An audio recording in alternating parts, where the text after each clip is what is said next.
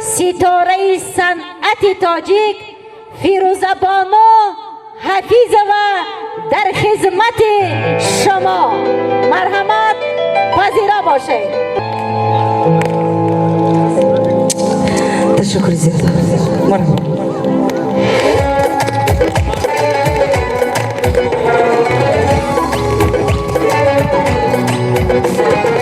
شما دیر مبارک باشه.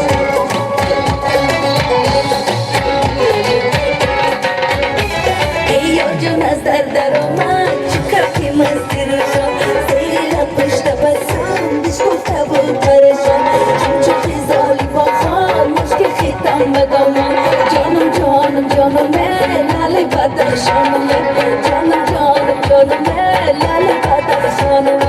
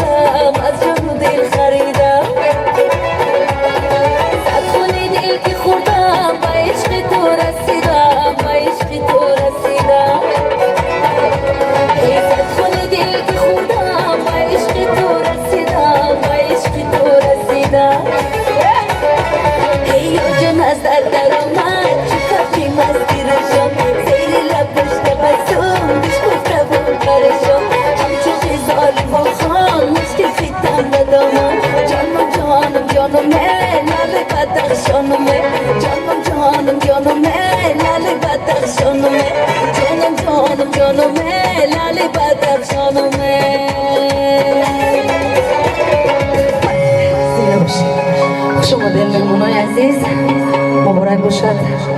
بگذار همه وقت تاجیکستان ما سرسبز و خورم باشد و همه شما طبیب بالیده صحت سلامتی و تمام خوشی زندگی رو تمام دارم. خوش آمدم. مرحبا. سرودتار تازه من باری همه شما.